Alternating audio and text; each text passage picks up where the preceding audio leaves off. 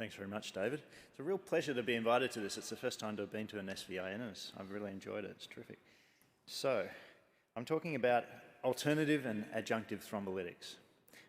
I have no relevant financial disclosures, but we are going to be talking about off-label tenecteplase for ischemic stroke. So the first question is, well, why are we still interested in IV thrombolysis when we have fantastic endovascular techniques? And to me, it's because it's widely accessible, not just in metro areas, but across countrysides and geographies. It's relevant to developing countries where there isn't thrombectomy, and it's also relevant pre-hospital with the expansion of mobile stroke units and the ability to treat people at their doorstep. It's also widely applicable. It's not just limited to large vessel occlusion, and then with the extend results, it's not just limited to 4.5 hours anymore either. So it's widely accessible, widely applicable. The question is, can we make it more effective? So alteplase, you could argue, is no longer the best lytic we have. And Mark Parsons published this trial back in 2012. It's relatively small, but it showed that 0.1 milligrams per kilogram tenecteplase wasn't as good as 0.25 milligrams per kilogram tenecteplase, and both of them were better than alteplase. And then last year we had the publication of Extend IAT&K showing that you had improved revascularization before thrombectomy with tenecteplase versus alteplase. So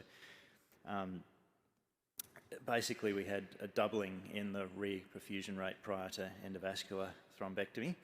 And that 22% does depend on how long you have. So patients in that study, 25% were drip and ship. They had a median lysis to puncture time of around 60 minutes, and they had a 30% chance of getting the artery open. And if you're in a metro hospital where you've got a bit less than that, it was a bit lower. So tenecteplase was also associated with improved functional outcomes in an ordinal shift, and it had a p.06 for Rankin 02 in the Extend IAT&K study, despite the effect of thrombectomy on top. And if you go back to the Parsons study, without thrombectomy, these large vessel occlusion patients did better clinically as well. Jeff Saver and Dr. Burgos did this in non-inferiority meta-analysis, which is a novel concept, but a really useful thing to do, to set a non-inferiority margin and then see if your meta-analysis crosses that. So they used a number of potential non-inferiority margins from 1% to 6%. And you can see that on a Rankin 01, the confidence intervals went to -1%. So you can be pretty confident that tenecteplase is at least as good as alteplase based on these data. There are more trials going on. So in Australia and around the world, we have the TASTE trial, which is non-large vessel stroke, alteplase versus tenecteplase at a dose of 0.25 milligrams per kilogram. A test 2 is based in the UK, where they don't have a lot of thrombectomy, so they still have some large vessel patients not getting treated, and they're not using imaging selection, unlike TASTE. NORTEST 2 is very similar to NORTEST 1, but has a lower limit of an NIHSS of 5 this time, still using the 0.4 milligram per kilogram dose. TWIST is a wake-up study. TEMPO is a mild stroke study. Timeless here in the US is looking at the 4.5 to 24-hour window, adding back in, if you like, thrombolysis to thrombectomy in that late time window.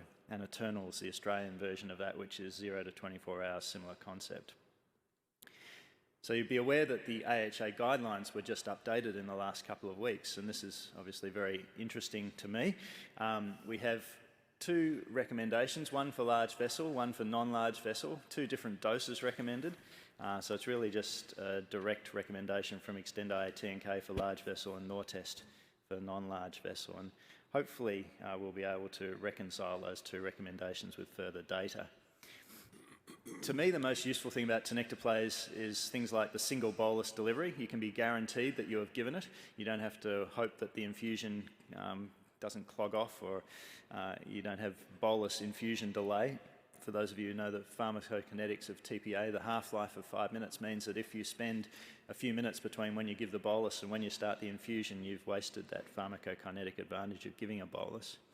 And it's much easier to transport patients if they're not receiving an infusion.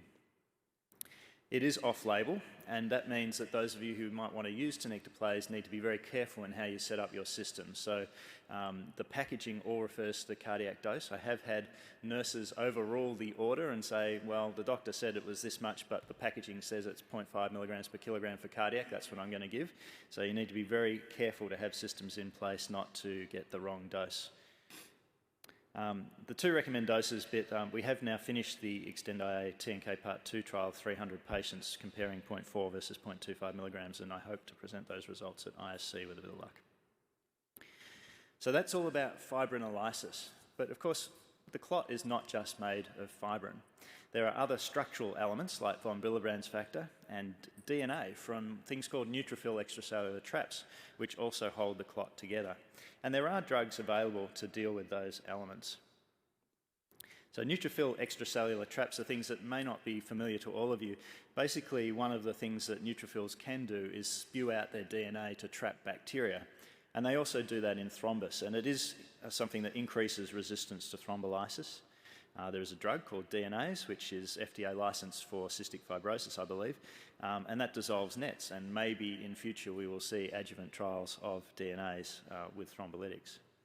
Similarly, von Willebrand's factor can be cleaved by a drug called ADAMTS13, which is licensed for thrombocytopenic thrombotic purpura, TTP, and maybe we'll see trials in the future of that agent as well.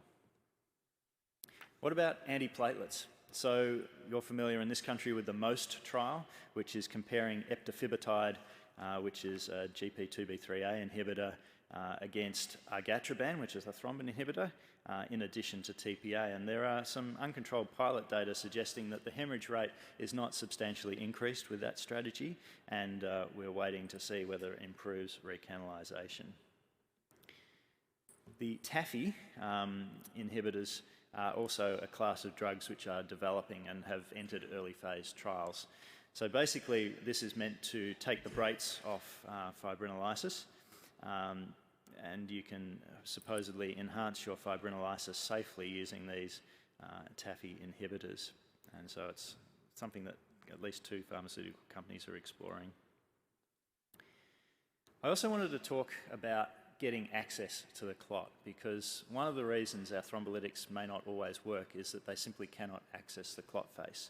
And this is lovely data from the Calgary group, Bijoy Menon and co, showing that if you have 6 hours, that's 360 minutes here on the x-axis, you can get about 60% recanalization of large vessel occlusion just with alteplase. But of course, we don't want to wait 6 hours. And what happens if you have residual flow through that clot is you hit that 60% a lot faster. So residual flow improves thrombolysis. It makes sense that if the clot can get access to tPA, it will dissolve faster. So how do we assess residual flow? Well, you can look at a CTA and look at what the Dutch have called perviousness. You can also look at dynamic angiography, and I'm just going to flip through a CTP that's been reformatted as dynamic angiography. And if we look at peak arterial phase, you'd tell me this is a carotid T occlusion. It's got no chance at all of recanalizing with tPA. And if you follow through, you can see that eventually there's good collaterals in this patient with retrograde flow, but there's also good antegrade flow right up into the MCA there. And the actual occlusion is only a few millimetres in the M1, and this patient did recanalize just with alteplase in the time it took us to get them from the emergency department to the angio suite. So I think this kind of imaging may well give us insights into who's likely to reperfuse rapidly. One other approach to getting tPA to the clot is perhaps this idea of using iron particles intravenously as a magnetic stirring rod. So you have an external magnet, you inject intravenous iron particles, and that seems to enhance, at least in the test tube, the access of tPA to the clot. Another approach that Andrei Alexandrov's really pioneered is the sonolysis approach of trying to disrupt the clot with ultrasound and therefore make it more accessible to tPA. So, to conclude, rapid reperfusion at this stage, subject to the results of ESCAPE-NA1, remains our one proven treatment paradigm in stroke. The ongoing investigation of the optimal combination of lysis and thrombectomy in these direct trials is of interest, but for the moment, lysis remains standard for all eligible patients. Tenecteplase is now guideline supported. As I said, the 2 doses, we may get some information from the Extend-IA TNK results in February. And the potential adjuvant approaches to me are very exciting to potentially boost IV lysis eligibility and efficacy. So with that, I'll conclude and maybe take a question.